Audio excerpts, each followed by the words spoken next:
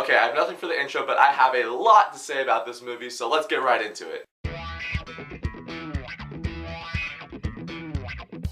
How to Train Your Dragon 2. So How to Train Your Dragon 2 is the sequel to How to Train Your Dragon that came out in 2010. That was a really great movie. It's really unexpected, actually. Or it was for me, at least. I didn't expect to like that movie as much as I did, but it's such a classic by this point. People of Berk have made peace with the dragons. They all have their own personal dragons now, kind of like Avatar. And now there's this really evil, bad Viking dude who wants to create a dragon army, and he needs all of the dragons from Berk. And Hiccup and his friends are like, yeah, that ain't happening. And this movie, I don't even know where to start with this thing, but it's one of the best movies of the year by far. One thing that's really cool about this movie is that how it's set a little bit later from the first movie, so the characters have grown in between, which is funny because Jay Baruchel still voices Hiccup, and he sounds exactly the same as he did in the first movie. Like, Jay Baruchel I don't think has hit puberty yet, so his voice is still kind of, you know, hey Astrid. But he adds such life into the character of Hiccup that I can't argue with that. This is really like a coming of age type movie. Like, Hiccup's dad wants him to become the chief in the future, so it's really about Hiccup stepping up and becoming a leader, which I thought was awesome. It's like the classic case of someone who's like, yeah, I have this responsibility, but it's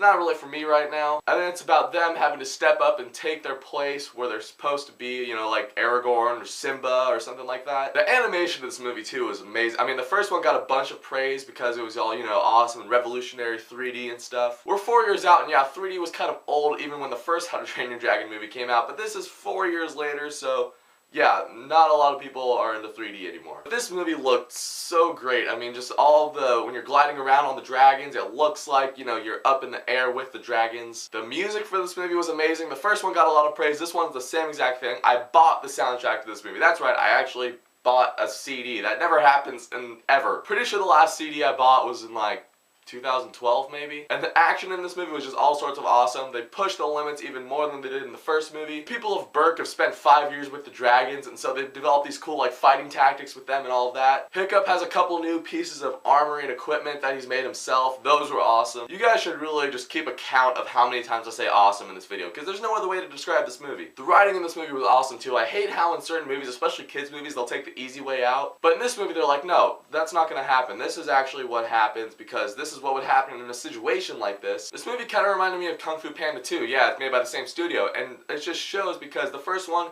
really great movie, really awesome. The second one stepped it up even more from the first movie. You don't even think the first one can be improved upon, and then they do it. It's like, yeah, the first one is a really fun, enjoyable movie, but the second one, it's like a ride. It's an experience that you go on. I will say the movie was like 5 to 10 minutes too long, 10 minutes at the most. So then I was thinking, and I was like, okay, so the movie's a little too long. What scenes would I cut out to make it slightly shorter? And no scene stood out to me as just there to drag the movie's length out. Every scene seemed relevant. It was either awesome action, cool character development. So then I feel like the movie was the perfect length because I can't think of anything to cut out. So with that, I don't think I have any problems with this movie. I loved it so much. I'm gonna say How to Train Your Dragon 2 gets an A+.